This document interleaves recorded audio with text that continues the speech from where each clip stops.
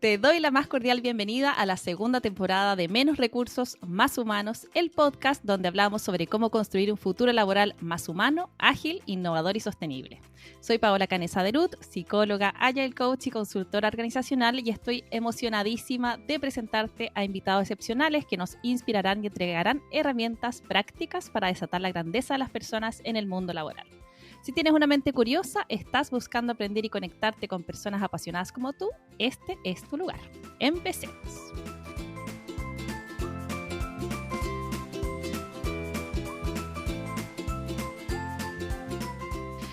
Muy buenos días, tardes, noches, como siempre, a la hora que nos estén escuchando. Les doy la más cordial bienvenida a nuestro tercer episodio de la segunda temporada de Menos Recursos, Más Humanos. Hoy tengo una invitada por segunda vez, ya vamos a entrar, porque ustedes solo la van a escuchar una, vamos a entrar en detalle de por qué estamos de nuevo con Ale acá. Ale Marcote es argentina, es autora del libro Cómo transformar el síndrome del impostor en tu aliado y 20 preguntas infinitos aprendizajes. Además, Ale es fundadora de Aprender del Error, es coach ejecutiva y speaker especializada en el aprendizaje de errores y el síndrome del impostor. Muy bienvenida, Ale, ¿cómo estás? Muy bien, Pau. Gracias por la invitación. Por fin lo pudimos concretar este espacio. Así que encantadísima de que conversemos. Maravilloso. Y vamos a ir a nuestro ping-pong de preguntas, que la idea es empezar a entrar en calorcito. No nos podemos decir que somos menos recursos más humanos, sino partimos conectando con la humanidad. Entonces te quiero invitar a responder la mayor cantidad de preguntas que puedas en 3 minutos y vamos a hacer un ping-pong. Yo pregunto, respondes, pregunto, respondes. Si hay alguna que te incomoda, te quedas en blanco, lo que sea, simplemente di paso o siguiente o pasa palabra o lo que se te ocurra. ¿Te parece? Listo, dale. ¿Preparada? Dale, pongo mi cronómetro entonces. Ale, lo primero que se te pasa por la cabeza al escuchar Menos Recursos, Más Humanos. Uf, una nueva época, una nueva era, eso se me viene a la Buenísimo. mente. Genial. Para ti el mundo se divide entre... Las personas que son protagonistas del cambio y las que esperan que lo hagan otros. Genial, de acuerdo. Algo muy sobrevalorado en el mundo de las organizaciones. Eh, creo, creo que está cambiando, ¿no? Pero en muchos momentos he visto el tema de las jerarquías, del estatus, de yo soy y la chapa de quién soy. No de quién soy, sino del puesto que ocupo. Entonces, como eso dándole como un valor excepcional y lo he vivido desde afuera y de las organizaciones, pero también cuando estaba adentro, ¿no? Como de quién soy a partir del cargo. Creo que eso. Súper. ¿El peor consejo que escuchas a diario? Ay, estás ahí. Puedes pasar también. Paso y después lo descubrimos. Paso. Súper. ¿Qué es lo más humano que te ha tocado presenciar en las organizaciones? Bueno, ahí lo puedo orientar un poco al tema que trabajo, ¿no? De cuando las personas que lideran a los equipos se abren, comparten sus errores, bueno, trabajando el tema del síndrome del impostor, comparten estas experiencias en donde pueden mostrar que les da vergüenza también muchas veces del lugar donde están, que también se preguntan de por qué están ahí. Me parece, digo, tal vez no sea algo excepcional, pero venimos de una época donde eso no estaba permitido y Total. para las personas muchas veces les cuesta y lo hacen y me parece muy valioso para el equipo y bueno, y por supuesto una experiencia personal para ellos. Buenísimo, conectarse con la humanidad al final. Tal Uno cual. de los momentos más felices de tu vida y que te gustaría compartir. Yo creo que es muy difícil para mí un momento, pero siempre digo que cuando llegó la perra con la que vivo, o sea, mi compañera perruna, diría así, eh, desde ahí, bueno, y ahora tengo dos, pero es como que los momentos con ellas a mí me dan muchísima felicidad, entonces creo que no sería un momento concreto, pero son los momentos con ellas. Sí. Bacán, genial. Gracias por compartir. Una actitud que no tienes, pero que admiras de los demás. Una actitud o puede ser habilidad o algo así. También, también. También. ¿sabes qué? No sé si es que no tengo, pero siento que en este momento me cuesta, y es el tema del foco, y del foco fundamentalmente. Que lo tuve, esto es lo raro, lo he tenido y en mi época de estudiante, y es como que ahora no logro encontrarlo y estoy en ese proceso. Buenísimo, y No ahí sé, no le gustó nada. no le gustó, es que fue la campanita, perdón. La campanita del tiempo. La campanita pensó que tocaría el timbre. Bueno, esa fue la alarma. Ay, este episodio, ay, esta entrevista han estado llenas de lo que venimos a hablar. Ahora quiero comentar que con Ale, ya les decía, nos juntamos hace un par de semanas atrás, veníamos súper bien, no sé, unos 15 minutos de la entrevista, y nos damos cuenta, yo me doy cuenta, pongo una cara de 1000 metros, como si hubiera visto un fantasma, que la entrevista nos estaba grabando. Los 18, creo, episodios que tengo, jamás me había pasado. Y fue algo divertido, no podíamos después agendarlo, así que estamos hoy día haciéndola. Pero de eso también queremos hablar, del error, qué nos pasa con el error. Yo me sentí mal, pero ya de una, un poco conectado con la dice, vergüenza, ¿por qué me pasó esto? Es lo primero que aparece. Yo también trabajo con el error, también trabajo con la seguridad psicológica, con la vulnerabilidad, pero aún así aparece este crítico interno que te dice, oye, pero ¿cómo no lo previste? Mira, le hiciste perder el tiempo, ¿por qué te pasó esto? Entonces, si te tinca, ya que comentamos esto, había que comentarlo, por supuesto. Está muy bien, había que comentarlo. Comentemos entonces, cuéntanos un poco cómo ha sido tu experiencia de los errores, del fracaso, cómo llegaste ahí, cómo ves que esto está evolucionando o no dentro de las organizaciones, y también como qué nos pasa cuando nos equivocamos, y bueno, todas esas cosas que suceden. ¿Cómo llegué ahí? Yo siempre digo que soy una perfeccionista en recuperación, porque he tenido esta tendencia a la perfección y a sacarme 9 y 10 desde chica. Eh, y si bien es algo que me ha servido en muchos sentidos, también tuve un nivel de autoexigencia enorme, y tengo, y por supuesto lo trabajo siempre, ¿no? Siempre digo que es una terapia constante mi trabajo. Pero bueno, entonces para mí los errores era algo que no estaba permitido, o sea, equivocarse o que te vaya mal en algo, no. eh, y bueno, y justamente el costo que tiene eso es de un sacrificio grande y de estar siempre esforzándose para que las cosas funcionen y todo eso. Entonces, yo trabajaba en relación de dependencia como contadora, y bueno, hace más o menos 13 años, cuando falleció mi papá después de una enfermedad larga en la que yo dediqué bastante a cuidar y demás, ahí como que me empecé a replantear qué estoy haciendo. eh, Sentí que no podía seguir haciendo lo mismo que ya venía haciendo. Entonces empecé a estudiar coaching, empecé a hacer otras cosas, no tenía ninguna claridad de qué hacer. Eso lo quiero, siempre lo digo, porque no es que, bueno, dije, hago otra cosa y tengo clarísimo qué hacer. No. Mm.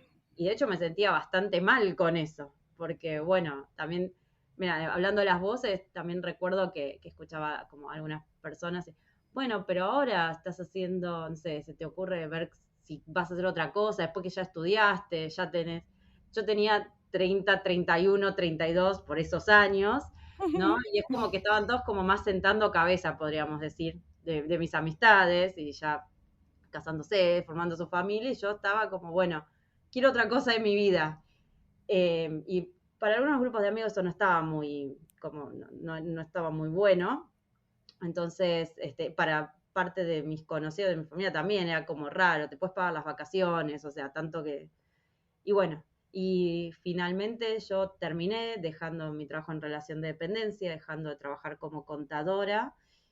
Y bueno, ahí empecé a conectarme con justamente el tema de los errores y de los fracasos, pero más conceptualmente, porque empecé a organizar en Buenos Aires unos eventos para que la gente hable de sus errores, de sus proyectos fallidos, un poco producto de esto, de ir a distintos lugares y que también todo el mundo hablaba de las cosas que le iba bien, y por lo menos lo que yo me encontraba es que al dar el salto era súper difícil. O sea, dejar tu trabajo en relación de dependencia, tu sueldo a fin de mes, el bono que capaz ibas a cobrar por hacer cosas por tu cuenta, cuando no encontrabas quien te dé una reunión o te la daban porque, bueno, te conocían, pero no porque te iban a contratar o lo que sea, pues yo estaba empezando en otra cosa, no es que estaba empezando en mi profesión que Claro. tenía X años de experiencia. Entonces, bueno, y ahí empecé a organizar esos eventos y esos eventos con los años tuvieron como mucha difusión. Al principio era como algo raro hablar de los errores, o sea, ¿quién va a querer? Primero, ¿quién quería venir a hablar? Poco ¿Quién fancy. claro, ¿quién quería venir a escuchar eso? Pero bueno, después se fue haciendo algo interesante y algo como, era lo raro es porque era algo contracultural, pero empezó a tener mucho éxito. Y bueno, y después comencé a trabajarlo ya por mi cuenta, como con Aprender del Error, que es mi marca, y ahí hacer talleres en las empresas, porque claro, yo lo que me di cuenta, como que me hacía mucho sentido a mí también eso, Mm, porque tenía que ver con la historia de mi vida de alguna forma. Y bueno, y después entonces el síndrome del impostor, que yo lo había sentido durante mi facultad, o sea, es algo que me ha acompañado, y conceptualmente lo empecé a incorporar también en los talleres, y porque está súper vinculado, y bueno, y finalmente termino, hoy, digo termino entre comillas, porque no uno va todo el tiempo haciendo algo diferente, pero hoy dando charlas y dando talleres sobre eso, que son temas que para mí han sido como un obstáculo, podríamos decir, y bueno, y los fui reconvirtiendo. mm, mm. Diciendo que también tengo una historia bien parecida, también me siento una perfeccionista en rehabilitación. Y también como mucho del error, de no equivocarse, y eso también te impide experimentar, ¿no es cierto? Porque tengo que tener todo muy listo, todo muy preparado, todo muy perfecto, y al final como que uno cae en la parálisis por análisis, que te paraliza en vez de salir justamente por esas voces que atormentan, como la radio mente que te va hablando Claro, sí, sí. constantemente. Es que eso tiene que ver también mucho con esta creencia de la perfección, ¿no? De que, bueno, Exacto. si hasta que no esté perfecto no lo voy a hacer, hasta que no escriba el texto impecable no lo voy a publicar en un blog. Y bueno, esa fue una de las cosas que yo me di cuenta por aquellos años que te decía que empecé a estudiar coaching, que empecé a hacer distintas cosas, un poco buscando, bueno, si no hago esto, ¿qué hago en mi vida, no? Ujú. Crisis existencial alrededor de los 30 en ese sentido, que ahora digo, qué joven era, pero viste que uno siempre se ve como, no es momento, ¿no? Ya estoy grande, bueno. Eh, pero bueno, pasaba eso, que yo sentía que como no me permitía que algo me vaya mal, por el alto nivel de autoexigencia, entonces tampoco podía dar un paso. Y ahí fue Ujú. como cuando empecé a trabajar realmente con conciencia estos temas, no antes, o sea, a partir de que hice digamos, mi maestría en coaching, que empecé a ver que no podía dar un salto y dejar mi trabajo si no me preguntaba qué me estaba pasando con eso y si no me arriesgaba, ¿no? Y bueno, ¿y qué pasa si, ¿no? En 6 meses no conseguí vender un coaching, un taller o algo? Y bueno, en 6 meses, no sé, volveré con mi currículum, una golpeada una puerta, ¿no? Pero empezar a plantearme realmente que, bueno, me podía ir mal, pero necesitaba arriesgarme para probar qué pasaba.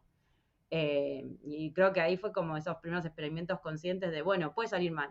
Y lo que y volver ahí con el currículum bajo el brazo para decir, bueno, necesito seguir trabajando de contadora porque lo otro no funcionó. Así que bueno, nada, eso creo que fue uno de los primeros los experimentos conscientes que hice. Bacán.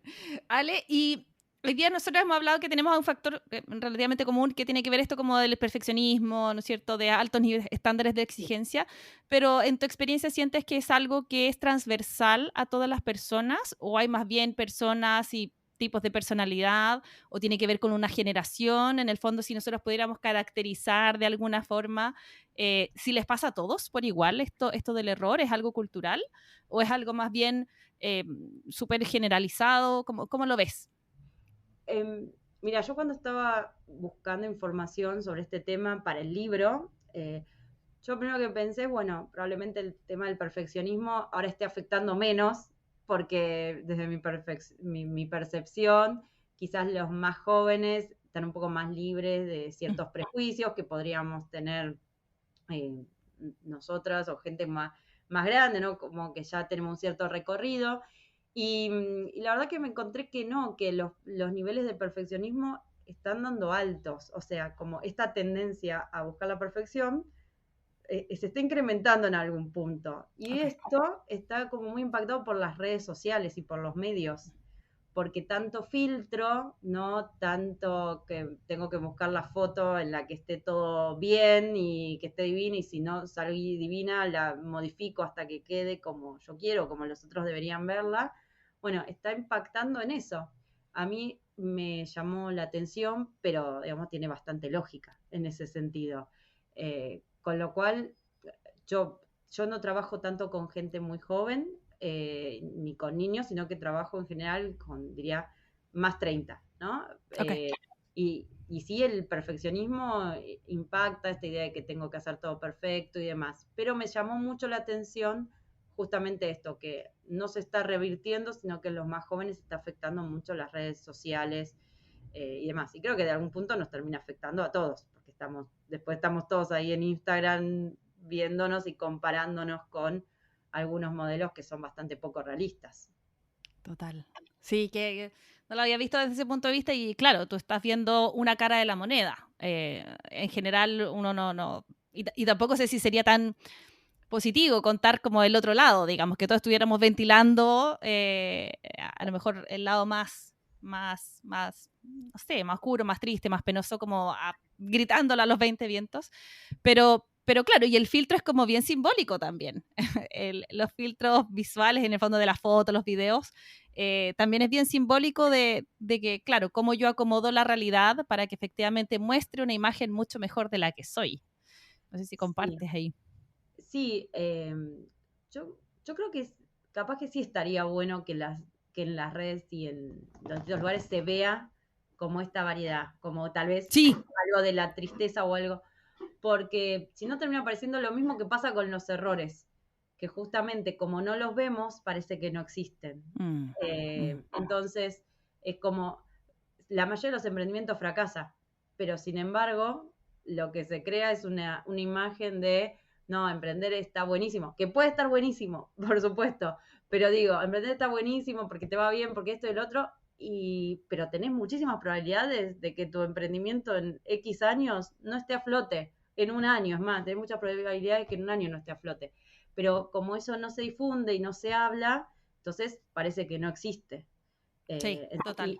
entonces me parece que también pasa algo de esto con las redes sociales y con nuestra imagen. El otro día estaba leyendo, me pareció que como ya una locura, que hay personas que van como al cirujano, pero ya con las fotos con filtro. Y o sea, es tu propia foto modificada y yo quiero ser esta Ok. como con filtro. Cada uno puede hacer, por supuesto, con su cuerpo lo que quiere, pero digo, cómo eso cada vez más toma importancia y toma relevancia, ¿no? En cuanto a modifiquémonos en función de ciertos ideales, con la Total. frustración que puede traernos no ser eso o no Mm. lograr ser así. Y ahí coincido en el mostrar la otra cara de la moneda, más bien iba como a este otro extremo, que a veces está como estos lives como llorando, te fijas, pero como una intención mucho más, no tanto conectado con esa vulnerabilidad como genuina, sino como más bien como con el sentido de llamar la atención. Hacia allá más iba, Ah, pero bueno, coincido, no, como con todas claro, las eso, ganas y las perdía, hasta no, una eso fotito tiene. sin maquillaje de pronto, no estaría No, mal. eso tiene otra cosa, porque después, por supuesto, está el morbo, está como, o quiero llamar la atención, entonces me puedo hallar. No, no lo digo desde ahí, sino como de algo de poder permitirse que no sé, que estás triste y poder Mm. publicar algo aunque estés con mala cara. Y bueno, y también cuando estás con buena cara, porque viste que si no parece que uno tiene que estar siempre divina, maquillada, y no siempre uno está así, o sea, pocas veces probablemente, ¿no? Así que, así que bueno. Total. Y pasemos esto como a conectarlo con el mundo de las organizaciones. ¿Cómo ves esto? ¿Cuánto afecta a la cultura de una organización, a las personas en general? O sea, aquellos que decimos tienen un alto estándar, tienden a la perfección, tal como aquellas que a lo mejor tienen eso relativamente resuelto. ¿Cómo impacta también la cultura, lo que hacen los líderes, lo que se comunica y no se comunica respecto al error, a los fracasos? Yo creo que ahí la cultura impacta muchísimo. Me parece que los dos temas, tanto el error como el síndrome del impostor, tienen una dimensión personal que necesitamos trabajar, porque es Ujú. como mi historia, cómo las creencias que yo fui desarrollando, cómo eso me afecta en mi perspectiva de hoy, cómo hoy miro el error independientemente del ámbito donde esté, ¿no? Como, ¿cuál es ese bagaje que yo traigo? Y después, por supuesto, está el contexto, o sea, está la organización, qué pasa en el equipo, qué pasa en cada lugar. Porque, por ejemplo, me pasa hay organizaciones que, por ejemplo, o ámbitos de sistemas, ¿no? En donde dentro de todo tienen mucho más masticado en comparación con otros ámbitos el tema del error, pero de repente es como que la empresa en la empresa no terminas de encontrar como sanciones o algo que realmente diga, wow, acá le están poniendo un peso negativo al error. Pero hay personas que dicen, está todo bien, pero yo no puedo. O sea, yo no puedo admitir que me equivoqué. Lo reconocen como algo que viene y que les pase, que además lo reconocen con los hijos. O sea, digo, hay algo que yo no puedo destrabar de eso. Entonces, me parece que está bueno poder identificar lo personal. En cuanto a los equipos, lo que yo observo, y esto creo que nos hemos conocido hablando de este tema, así que probablemente coincidamos y encantadísima ahí de que lo compartamos. Yo creo que hoy hay una evolución, si miro desde el 2015 que vengo con este tema, hay una evolución en cuanto a que se habla más del tema, hay, por lo menos encuentro en muchos líderes, la intención de, bueno, quiero verlo distinto, quiero trabajarlo distinto con mi equipo. Creo que todavía no están todas las herramientas o las personas no encuentran las herramientas. Muchos líderes incluso, digo, tienen el mensaje de, bueno, equivocarse, no digo equivocarse está bien, digo, puede pasar, ¿y qué hacemos con eso, no? Porque podríamos hablar después de los distintos tipos de errores y demás, pero lo que no encuentran muchas veces es las herramientas. Por ejemplo, hay como mucha frustración, o sea, yo le digo a mi equipo que puede equivocarse y que podamos aprender, pero después cuando mi equipo se equivoca, me enojo internamente porque digo, ¿por qué pasó esto? Y no lo puedo manejar y no sé cómo darle feedback sin explotar, tratando. Entonces, lo que yo observo hoy es que, nada, que se avanzó, por lo menos la conciencia respecto de aquellos años que yo te decía. Me parece que todavía faltan algunas herramientas. Por supuesto, hay empresas que están en proceso de transformación y demás, y ya están como más metidas por la agilidad y hacen retrospectivas, entonces empiezan a ver, y bueno, ¿y qué pasó? ¿Qué hicimos bien? ¿Qué hicimos mal? ¿Qué podríamos hacer distinto?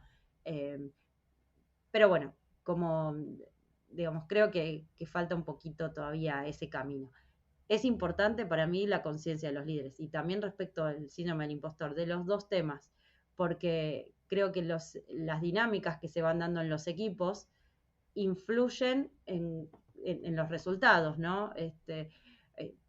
Si querés ahí compartime, no sé, vos cómo esto lo estás viendo. Sí, obvio. Comparto contigo, Ale, yo creo que hay una evolución también como mucho más desde el curso, como del sé que tengo que Claro, flexibilizar, pero todavía hay muchas barreras que a mí me hacen, por ejemplo, lo típico, es como, ok, entonces ahora como líder yo tengo que avalar el fracaso y tengo que avalar la negligencia y tengo que avalar los malos resultados. Por ejemplo, está como todavía claro, eso, y es como decir, no, en un ambiente de alta incertidumbre, de alta interdependencia, que tiene que ver con la gestión del conocimiento, como son la mayoría de los trabajos, el error va a existir.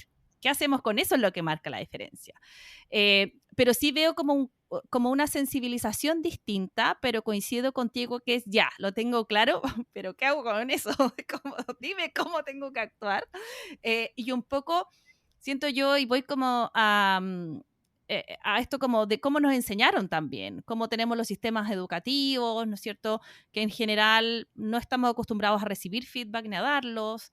Entonces, como eso también, siento que la generación millennial, pasadito para el X, nos cuesta muchísimo porque llevamos años arrastrando pautas muy distintas. Entonces está muy en el mindset como alguien de buen desempeño tiene menos errores, no debería ujú, equivocarse. Eh, entonces, coincido, se sabe, hay como una tendencia a, pero es como, ok, ya entiendo lo que hay que hacer, no tengo idea cómo lo hago. Y coincido que pasa también como porque sin duda, creo que en eso coincidimos, que pasa por un cambio también personal. O sea, si yo no empiezo a ser más autocompasivo conmigo mismo, si no empiezo a trabajar eso en la interna, difícilmente voy a poder actuar de manera distinta en lo laboral. Y ahí nace este ejemplo que tú pones. Claro, yo lo sé, lo converso con el equipo, pero bueno, ocurrió un error y ¡pah! Sale el diablo en mí. Porque justamente no hay un cambio también de mentalidad a nivel individual. Sí, tal cual.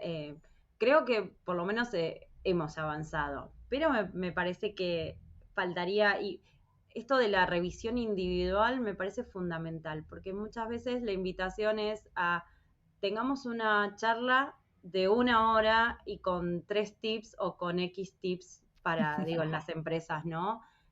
Para esto. Entonces me parece que está bueno aclarar que no es un cambio de 1 hora y 3 tips, porque si fuera 3 tips es algo súper estandarizado, no sabemos desde dónde parte cada uno. Obviamente que cuando nosotros vamos a alguna empresa vamos a tener un contexto y demás, pero creo que es interesante traer a la conciencia que es un cambio más profundo, como dijiste vos, desde qué percepción teníamos desde cuando éramos chicos, y esto no quiere decir que vamos a hacer terapia ni nada de eso, ¿no?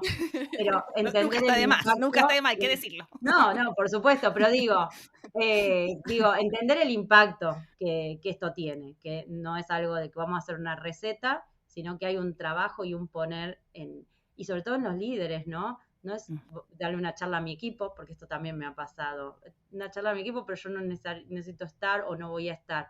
No, no, venite, venite, porque tenemos que estar todos de acuerdo en de qué hablamos, lo que vos decías, en que si nos equivocamos, equivocarse está bien, equivocarse está mal, qué tipos de errores vamos a permitir, qué tipo de errores, y la verdad es que no está bueno tener, y qué vamos a hacer con eso cuando pase tal tipo de error, cuando pase tal tipo de error, o sea, de una conversación mucho más abierta, que después queden las reglas del juego claras. Totalmente de acuerdo.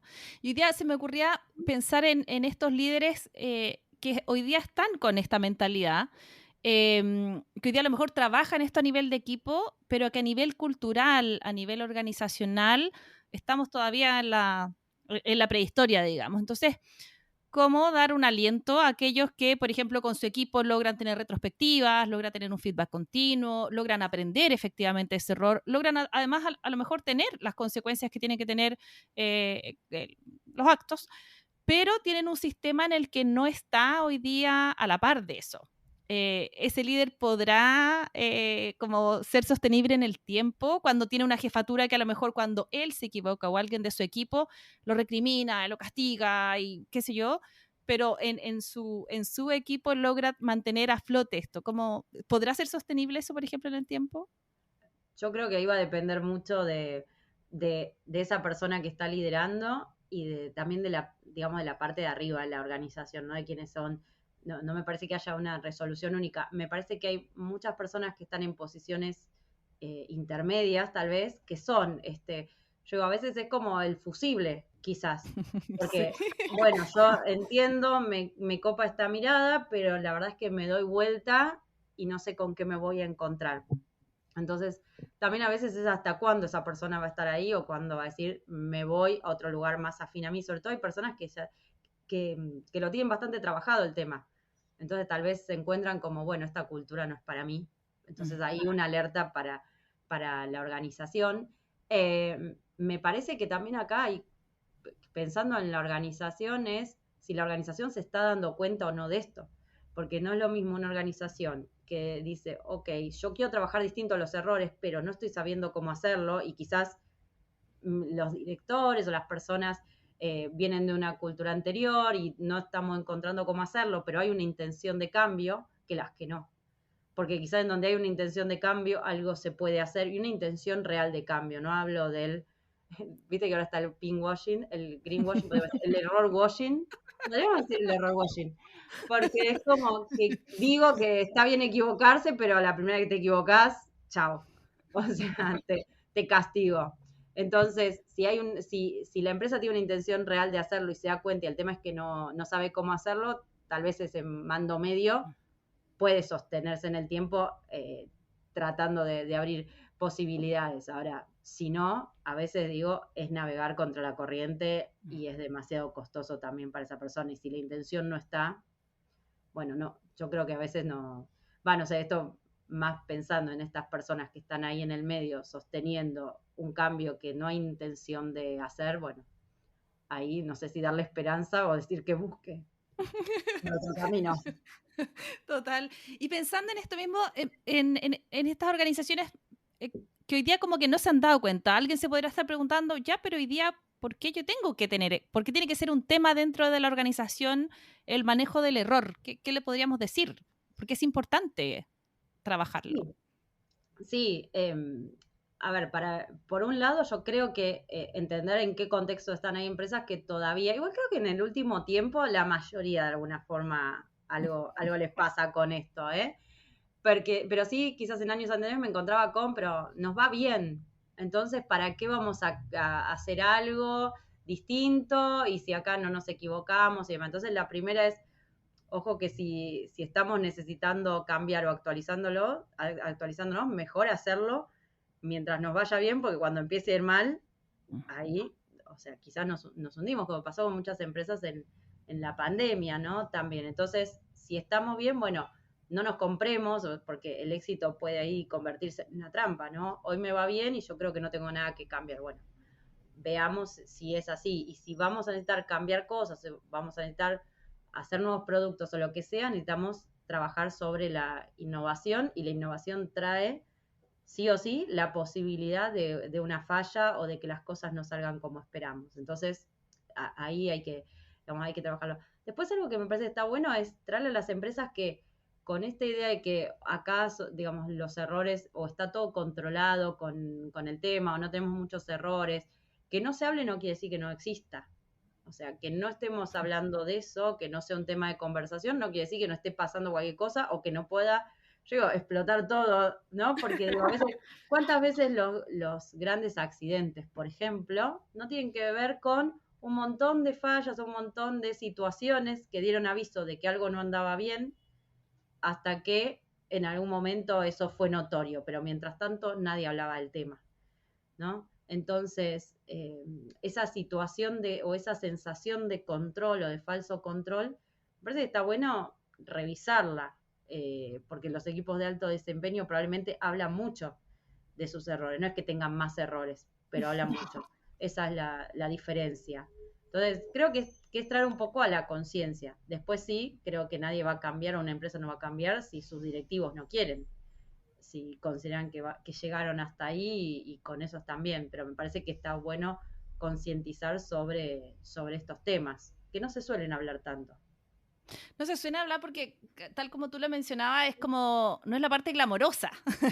A todos nos gusta hablar del éxito, de la reputación, ¿no es cierto? Que nos ganamos este premio, este reconocimiento, que es la luz, pero no nos gusta, no nos acomoda hablar de la sombra. Y ahí coincido, si la capa máxima que toma de alguna manera decisiones no está convencido, ni siquiera hay como, podría ser como un beneficio de la duda, se vuelve complejo hacia abajo, porque al final las políticas, las prácticas, las estructuras se vuelven muy limitantes como para sobrevivir con una mentalidad distinta. Bueno, yo creo que es fascinante, yo creo que también ahí lo conecto como con el aprendizaje. Hoy día estamos en un mundo tan convulsionado, tan distinto, sobre todo post pandemia, que hoy día es difícil que una organización sobreviva si no logra aprender. Yo pongo siempre el ejemplo, en algún minuto tenía jefaturas que eran, lo primero que preguntaban cuando ocurría un error era, dime quién fue. Con estas ganas de ahorcar a esta persona al frente Sigue de todos, pasando. matarlo. Muchas veces con desvinculaciones incluso de por medio, como una suerte de, mira, esto es lo que te puede pasar, esta es la consecuencia, teme, no lo hagas.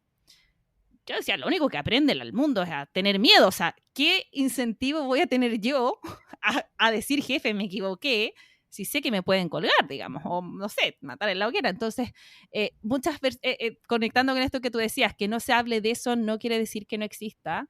Es como también nos hacemos conscientes de que, claro, en ese minuto, aparte que el mundo aprende solamente a tener miedo, también nos perdemos la capacidad de aprender. Como, Ujú. porque volvemos a repetir una vez y el mismo error, porque no hablamos de eso, no sacamos, Claro. no estrujamos la O aprende experiencia. otra cosa, que es ocultarlo, Mm, o a diseñar estrategias para que parezca que no pasó. mm, Y eso es como interesante, porque fíjate que la energía se va para un lugar que como empresa no está bueno, o sea, no es interesante que la gente, eh, digamos, ponga su tiempo para ver cómo hace para que no se sepa porque lo van a echar. Y yo he conocido casos en donde eso pasaba, o sea, que deliberadamente se hablaba de cómo hacemos para que no se entere alguien de que esto pasó. Entonces, vos fíjate, o sea, en lugar de abrir la conversación y que se sepa lo más rápido posible para ver qué hacemos con esto, no, directamente tratemos de que esto quede acá, porque si no vamos a tener problemas. Entonces, el aprendizaje, o sea, es como que los incentivos están puestos de una forma incorrecta o poco saludable para la organización. Me encanta, y también pensando como en la salud mental de esas personas. O sea, si yo toda mi energía está en eso, seguramente como hablábamos al inicio de la amígdala, ¿no es cierto? Que este centro que de alerta que tiene nuestro cerebro, claro, todo el tiempo va a estar como, este es un lugar en el que tienes que estar totalmente como activo, alerta, porque es un espacio que te pueden pasar cosas malas. Y totalmente eso va en contra del desempeño, en contra de la creatividad, en contra de la colaboración. Eh, Súper fascinante el Sí, tema. y ahí lo podemos vincular, digo, con los dos temas que trabajo, porque las personas lo que empiezan a aprender es a como a ser alguien más o alguien que no son, o a tratar de mostrar, de ponerse como una coraza, a no poder mostrarse en cuanto a tener dudas, en cuanto a decir que se equivocaron, que tienen que protegerse de alguna forma. Entonces, lo mismo cuando uno habla del síndrome del impostor, ¿no? Cuando la persona no se siente segura de mostrarse tal cual es, porque cree que no es suficiente, o cree que debería saber más de lo que sabe, entonces no puede preguntar. Entonces terminamos en organizaciones y en equipos en donde las personas no se pueden mostrar. Y finalmente hoy que las organizaciones hablan tanto de diversidad y de que queremos tener opiniones de personas con experiencia distinta y todo eso que se hace tanto trabajo no aparece, porque Mm. las personas tratan de ser alguien que encaje en ese molde y en ese modelo que la empresa está proponiendo, ¿no? Aunque bueno, a veces, digamos, hoy las empresas en algo entiendo que se están dando cuenta de que esto está pasando. Mm. Súper, para aquellos que no han escuchado mucho el síndrome del impostor, ya adelantaste algo.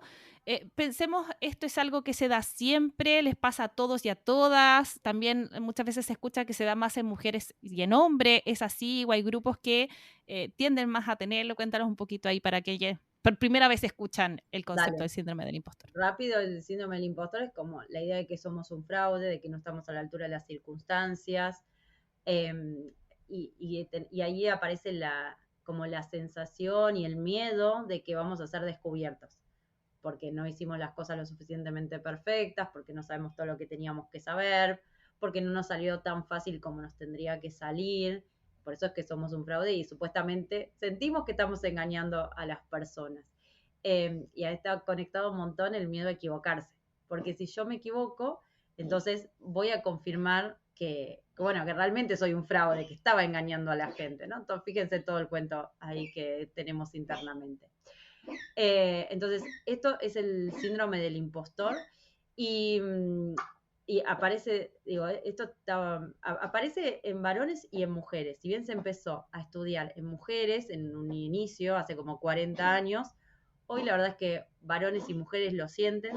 Sí tiende a ser más restrictivo para las mujeres. Eso sí, por cuestiones culturales que podríamos desarrollar en otro capítulo o en este, pero digo, lo sienten los varones también, no es que, no. Perfecto. Y hoy día, ¿qué impacto puede tener eso? Me imagino que, bueno, yo siento que mi síndrome de impostor es un trabajo a diario, digamos, el presente para mí totalmente. Y tal como hablábamos con el error, que están súper relacionados, es cómo yo voy trabajando constantemente para hacerlo consciente. Pero pensemos hoy día que alguien diga, oye, ¿sabes que a mí me pasa eso a veces? Como, ¿qué le podríamos decir en torno a cómo trabajarlo? ¿Se puede trabajar o no? Y también pensando en el mundo de las organizaciones, si tiene un impacto o no y cómo lo podrían trabajar aquellas personas. Ok, por las dudas, es con una pregunta larga, después vamos por partes. Apuntame Dale. Entonces, sí, se puede trabajar, por eso está bueno que las personas puedan identificar esto, que no es, o sea, no es que yo soy un fraude y es una realidad, sino que tiene que ver con un cuento que me estoy contando, con una historia de mí que me estoy contando y con creencias que tengo. Yo mencioné algunas, como debería ser todo perfecto, las cosas me deberían salir fáciles, debería saber todo, o por ejemplo, otra que es contraria, que yo la desarrollé en mi libro porque no la había encontrado en ningún lugar, pero es que yo me siento un fraude si no me sacrifico, si no me esfuerzo un montón, ¿no? Entonces también siento que mi trabajo no vale, o si siento que no soy lo suficientemente innovadora, o sea, yo creo que todo el tiempo tengo que estar haciendo algo distinto, y si no lo hago también me siento un fraude, o sea, hay creencias que van apareciendo bastante en los talleres que tienen peso. Entonces, cuando yo me doy cuenta que es una creencia, ahí también entonces lo puedo trabajar. Me parece que eso es fundamental. ¿Cómo? Bueno, habrá un camino a recorrer por cada creencia porque son bastante diferentes, pero me parece clave eso, que quizás algunos tips podría decir en general, porque creo que lo importante es trabajar la creencia, pero primero poder darnos cuenta que esto es algo que no es una realidad, sino que es algo que existe y que tiene que ver con la forma en la que yo estoy interpretando el mundo. ¿Cuántas veces hay otra persona que ante una misma situación no se siente un fraude? ¿No? Yo siempre pienso en cuántas veces tal vez, o Pau, te puede haber pasado, ¿no? Que te dicen de dar un taller y vos decís, no, me parece que no estoy suficientemente preparada. Y después hay otra persona que lo da y dices, pero por favor, o sea, yo podría haberlo dado, no sé, 10 veces mejor. Bueno, pero la otra persona no se sintió un fraude o se sintió un fraude, igual se presentó, ¿no? Entonces tiene que ver mucho cómo interpretamos las situaciones. Pues me parece que es clave empezar a compartirlo con otras personas, porque uno se siente como muy solo en esto. Uno de los mayores hallazgos en general en los talleres es que cuando la persona como que ve a otro y dice, pero entonces no estoy sola, te pasa a vos, o en las empresas, ¿no? Cuando en un mismo equipo, resulta que se dan cuenta que en algún momento todos se sintieron así, o sea, en distintos momentos, ¿no? Pero digo que, y es como, wow, entonces no me da tanta vergüenza, porque al fin y al cabo nos pasa a todos. Entonces creo que poder compartirlo, no quiere decir abiertamente a todo el mundo, sino empezar a tener algunas personas cercanas con las que charlarlo, me parece que eso está buenísimo. Algo que hay que trabajar siempre es el vínculo con el error, es algo de lo que estuvimos hablando, ¿no? Cómo para mí es equivocarme, qué me digo yo cuando me equivoco, si me estoy castigando, si me estoy diciendo que, bueno, me equivoqué, listo, soy un fraude, soy un fracaso, soy un desastre. Si esa es la forma en la que yo me vinculo con el error, el síndrome del impostor todo el tiempo está creciendo. Entonces, trabajarlo como y empezar a poder vislumbrarlo como una parte más de la vida, ¿no? Vos hablabas de la compasión, de que no es que soy un fracaso porque me equivoco, soy una persona, de que si estoy innovando va a pasar. Todo ese tipo de trabajo que primero es más de concientización y de revisar qué me pasa a mí, eh, también, ¿no? Creo que hay un trabajo súper importante con el poder reconocer cuando las personas me felicitan o me elogian el valor de mi trabajo, ¿no? Que siempre como que lo dejamos de lado, no fue nada, viste, como, no, bueno, como esas evasivas como, nos cuesta, sí, gracias, ¿no? Sí, gracias, lo hice yo, estuvo bueno, nos cuesta un montón. Entonces, yo siempre invito a eso, y me lo han escuchado 85 veces, pero me parece que es muy poderoso el poder parar ese relato interno de no me lo merezco, no lo hice yo, y es decirle a la otra persona sí, gracias. Y frenarme y no decirle que no es mérito mío, que no fue mucho trabajo y todo eso. Porque es como empezar a practicar un diálogo distinto conmigo, interno y sobre mí también, digo, ¿no? Para con otros, en donde yo todo el tiempo me estoy desvalorizando. ¿Por qué? O sea, me estoy desvalorizando. Así que creo que y por supuesto hay un montón de cosas más que uno podría hacer, y ya te digo, mucho más profundas, sobre todo trabajando sobre las creencias, sobre cómo me tomo las opiniones de los demás, sobre cómo me comparo con la gente. Eh, hay como un montón de factores que uno puede empezar a trabajar entendiendo cuál es el que más, o cuáles son los que más te están afectando también. Porque no somos una copia, o sea, cada uno tiene algo que lo puede estar limitando o afectando más. Sí, me encanta y sobre todo resuena mucho con esto de el crear esa comunidad, digamos, donde puedo hablar de eso que me pasa y resueno con otros, porque muchas veces como, ¿verdad? Tú sí, porque además a veces uno se muestra mucho más segura de lo que es. ¿No es cierto? Uno se pone como una careta de súper segura, yo estoy aquí, y claro, cuando hay otro que te dice, ¿tú de verdad te pasa eso? Es como, te saca un peso de encima porque para eso también hay que tener mucha energía. Así que confío Claro. mucho y también imagino la potencia que podría tener eso en los equipos, digamos, como esa conexión con lo genuino y con esa vulnerabilidad y con estoy contigo en esto, como que debe ser muy Es bacán. es muy lindo lo que sucede cuando se trabaja en equipos. Eh, Porque las personas, primero que empiezan a verse desde otro lugar, ¿no? Incluso es una de las cosas que te dije al inicio cuando quienes lideran los equipos hablan de esto, ¿no? Porque, por Total. ejemplo, me ha pasado en equipos donde hay personas que ingresaron hace poquito y entonces ven a la gerenta de marketing, ¿no? Y es como que de repente y le dicen, pero no puedo creer que a vos también, ¿entendés? Porque Sí.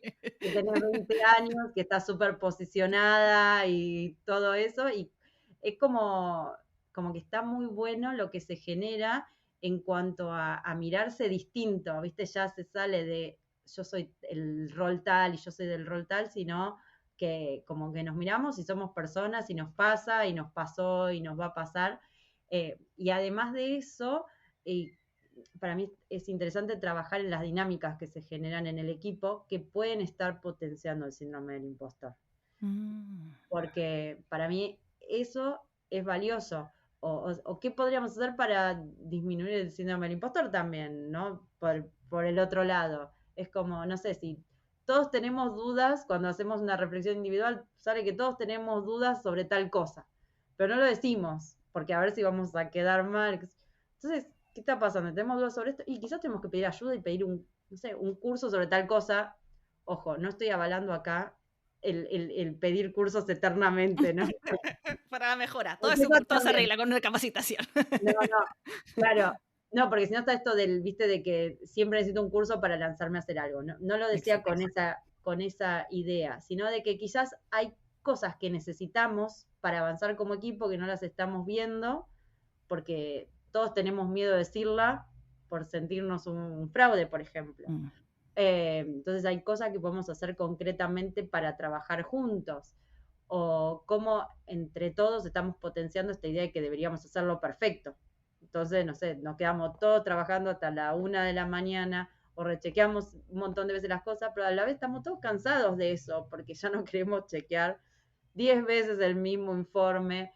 Y te lo digo así y me ha pasado estar quizás directamente un taller dedicado a, no sé, la creencia de la perfección, por ejemplo, y de Mm. cómo en el equipo hay cosas que estamos haciendo que terminan fomentando mucho esta duda sobre nosotros mismos, pero la terminamos potenciando entre nosotros.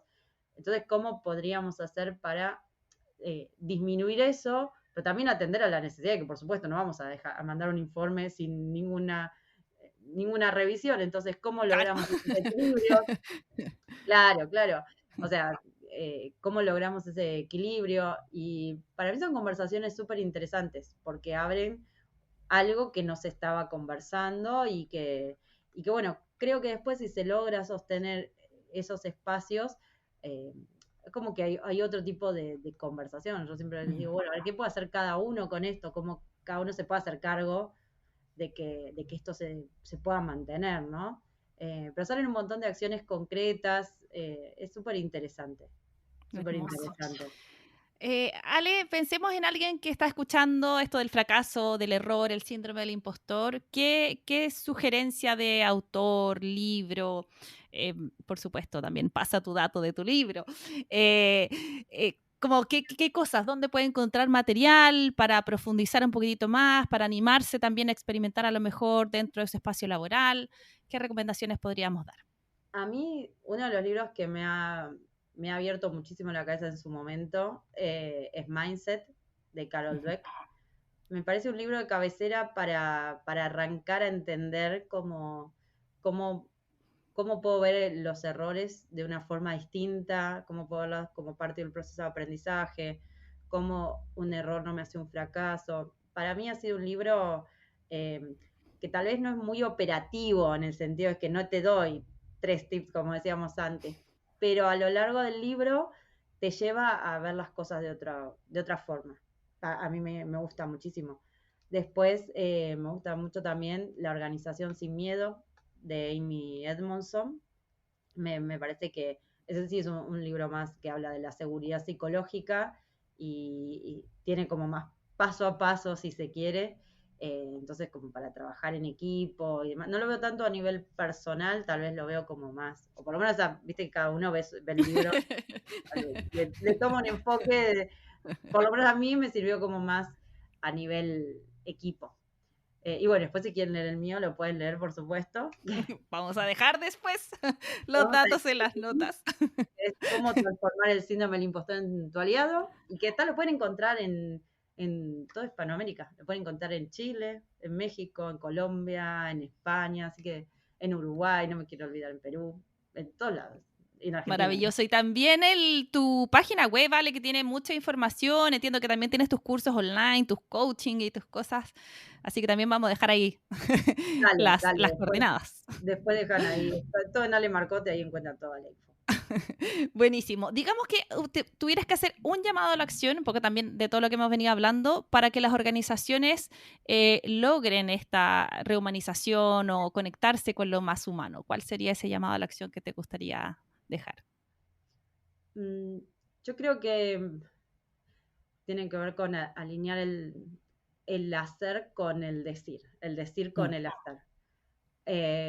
Porque creo que eso es lo que hoy, por lo menos en mi vivencia, está causando mucho ruido, que es que están tal vez dándose muchos discursos y muchas comunicaciones de equivocarse está bien, equivocate y aprender y demás, pero como no se, quizás en algunos lados hasta no se ven ciertos esfuerzos por que eso cambie, creo que eso está generando mucho ruido y mucho dolor en algunas personas, sobre todo lo que yo te decía antes, ¿no? Tal vez personas mando medio que tienen que responder digamos, a lo que les dicen, pero también no tienen herramientas para responder a su equipo y bueno, eso creo que está generando bastante cortocircuito. Entonces, digo, alinear el decir con el hacer porque hay mucho esfuerzo en hacer buenas campañas en el decir, en comunicación interna, hasta en comunicación externa, en LinkedIn, ¿no? De cómo del error y del trabajo sobre el error, pero en los equipos a veces eso no llega y me parece que eso puede causar bastante daño, ¿no? En cierta medida, porque las personas terminan descreyendo de que eso pueda ser una realidad. Total, total. En el fondo es como la expectativa versus la realidad. Por último, sé Claro, transparente. Dime que no lo vas a bancar, claro, pero no me digas sí, algo que no eres. Total. Mira, exacto. y tomando con lo mismo, nosotros tenemos un apartado que se llama la pregunta intrigante. Entonces, como quiero invitarte a que tú seas protagonista del diseño de la entrevista del próximo invitado o invitada. Y así vamos haciendo una aposta, ¿ya? Entonces tú por mientras piensa en una pregunta que quieras dejar para el resto que responda en vivo. Y también te va a tocar a ti responder la que nos dejó Luz en el último episodio y que ella un poco tiene que ver con lo que venimos hablando. Decimos hoy día los líderes, los mandos medios están siendo bombardeados y acá les decimos al menos en Chile el jamón del sándwich. Ya están en la mitad, ¿no es cierto?, lo que quiere el negocio Sí. y lo que quiere su equipo. Entonces la pregunta que ella te quiso dejar es, ¿cómo los cuidamos? ¿Qué se te ocurre a ti que podemos hacer? Tanto pensando a lo mejor en áreas de recursos humanos, pero también pensando en las personas que trabajan en organizaciones en general. ¿Qué cuidado podríamos tener con estos liderazgos que está difícil, digamos, hoy día? Muchas veces no son tan mirados en cuenta, es como, no, es un mando medio, ¿no es cierto? Es como casi como, pero al final son los que están moviendo y están ahí como esta bisagra. Mm. ¿Qué se te ocurre que podemos decir? A mí algo que se me ocurre es preguntándole qué necesitan, por ejemplo. Porque estoy pensando en algunas experiencias, ¿no? De quizás personas que, yo digo como, ¿y qué, no sé, cuál es el tema, por ejemplo, respecto de los errores? Y que, no sé, tengo miedo a dar feedback o tengo miedo a decirle a la persona y que la persona se sienta mal, o sea, que no tienen ciertas herramientas. Pero después a mí me dicen en la empresa, pero ya les dimos feedback, ya les dimos el curso de feedback, o ya dimos. Pero la persona no tiene las herramientas o no, o quizás hizo el curso, pero no sabe específicamente sobre ese tema o no. Entonces siento que quizás se les piden cosas, como decís, quedan ahí en el medio del sándwich, que se les piden cosas y no tienen como algo concreto o un entrenamiento concreto sobre algunos aspectos que terminan siendo bastante dolorosos, ¿no? Porque esto que yo cuando te hablaba de incluso de la frustración, del enojo, es muy poderoso lo que aparece cuando hacemos como una especie de mapeo y aparece esto respecto del error. Internamente estoy frustrado, estoy enojado, no sé qué hacer con mi equipo, no sé cómo decirle ya que, ¿no? Y entonces me parece que escucharlos y preguntarles, pero concretamente, ¿qué es lo que están necesitando? Eh, Porque si no, creo que están siendo bastante tironeadas algunas personas y no encuentran cómo hacerlo. Entonces eso creo que produce un alto estrés. Lo que aparece en los talleres es esto, estoy cansado, estoy agotado, estoy totalmente estresado, estresada, y bueno, y claramente estar liderando con la frustración, liderando un equipo, pero desde la frustración y desde el enojo, eh, quizás es poco sostenible en el tiempo, además para los resultados que quiera conseguir la empresa. Buenísimo, me Entonces, encanta. Súper, gracias Ale. Me acordé también de un artículo que hace poquito sacó McKinsey, que lo vamos a dejar, que también habla de la importancia como de estos mandos medios ahí para complementar. Vamos, deja tu pregunta entonces, ¿de qué te gustaría? Tú puedes elegir lo que sea, que te cuenten una experiencia, resolver alguna inquietud. No sabemos tampoco quién va a ser, así que... bueno, lo dejo así. Estaba pensando algo respecto a la transformación, ¿no? Como desde su historia personal, ¿cuál ha sido su experiencia más transformadora? Oh, qué buena pregunta, me Oh, encanta. veremos qué sale. ¿Y a quién le toca? Atenti, atenti, el próximo invitado. Ale, lo he pasado genial. Me gustaría ir cerrando y te pido que construyamos un resumen, a ver qué se nos ocurre. Empecemos a pimponear, a ver cuáles son como las ideas claves que nos han aparecido. Ok. Se, se me viene el tema de la vulnerabilidad. No hemos dicho esta palabra, pero creo que estuvo surfeando todo el encuentro. Entonces creo que la vulnerabilidad de los líderes y o de las personas que lideran como una clave para, para la transformación en las organizaciones. También con esto que me encantó del cómo generar, me quedé con la comunidad, como de cómo abrir estos espacios, justamente conectarse con esa vulnerabilidad en un espacio psicológicamente seguro, de cómo a mí también me pasa esto, qué aliviador puede ser. Y lo conecto con otra cosa que tú también comentaste, que es hacia dónde estoy dirigiendo la energía. Creo que eso es súper potente. Estoy dirigiendo mi energía justamente a evitar, a ocultar el error o a ocultar este síndrome del impostor o esta ansiedad que me genera el no ser lo suficientemente bueno o buena, o la estoy justamente guiando más a la innovación, a la experimentación, eso también me quedó. Sí, estaba pensando esto último que hablamos de alinear el decir y el hacer en las organizaciones y también lo podríamos llevar entonces a quienes lideran, en que se vean a sí mismos si lo que están diciendo, por ejemplo, respecto a los errores, es lo mismo que están haciendo. Porque a veces dicen, no logro ver el resultado que quiero, no logro que mi equipo innove lo suficiente, entonces, ¿qué tan alineado está lo que están diciendo con lo que están haciendo? Súper. Y yo con eso conecto con el punto al inicio, que es como con este proceso personal, ¿sí? Si bien decíamos, no implica necesariamente pasar por un proceso terapéutico, aunque yo como psicóloga le recomiendo a todos al menos tener en la vida un proceso terapéutico, al margen de eso, eh, el poder conectar también con un viaje personal.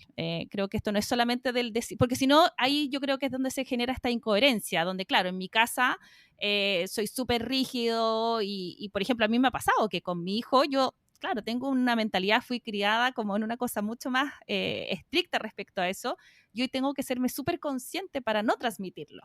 Si esa coherencia entre lo que yo soy, digo, y en el ámbito laboral, familiar y personal, es difícil que se puedan sostener, y ahí creo que aparecen estas inconsecuencias de las que hablábamos. Entonces, esto como de esta transición de un viaje personal, creo que también me quedo con mucho con eso. Ujú. Y a mí No sé si hay algo más. ¿Sí? sí, no, Dale. una última que me quedaba es esto de revisar las etiquetas, porque es algo que creo que siempre está bueno. En qué me digo yo cuando las cosas no salen, porque también puede ser que lo diga de otras personas, ¿no? ¿Qué me Ujú. digo de mí cuando no funciona, cuando me equivoqué? Y entonces también qué me estoy diciendo de otras personas, porque creo que eso habla mucho de cuál es la mirada que yo tengo respecto de equivocarme, eh, y también las acciones que voy a poder hacer o no, en consecuencia, ¿no? Entonces, y la emoción, esto de la frustración, del enojo, porque claro, soy un desastre ahora, me debería haber salido, entonces me siento enojada, frustrada, y con lo cual eso es algo que para quien está liderando un equipo probablemente no esté siendo saludable, para el equipo no sea saludable. También me haga sentir un fraude muchas veces, porque ya ahí expliqué la rueda del síndrome del impostor, así que también revisar eso. Bacán, muchas gracias, Ale. Déjanos tus coordenadas, cuáles son las vías que prefieres que te contacten, justamente para ver a quién se quedó. Digo, a ver, esta Ale me llamó la atención. Me pueden encontrar en mi página web, alemarcote.com, en LinkedIn, Alejandra Marcote, en Instagram, alemarcote, y creo, y bueno, ahí tienen también en mi YouTube, que es Alejandra, creo que está ahora como Ale Marcote, y bueno, ahí está toda la información. Ya con esas redes me Buenísimo. encuentran. Y vamos a dejar también las notas con todas tus coordenadas y también el link al libro.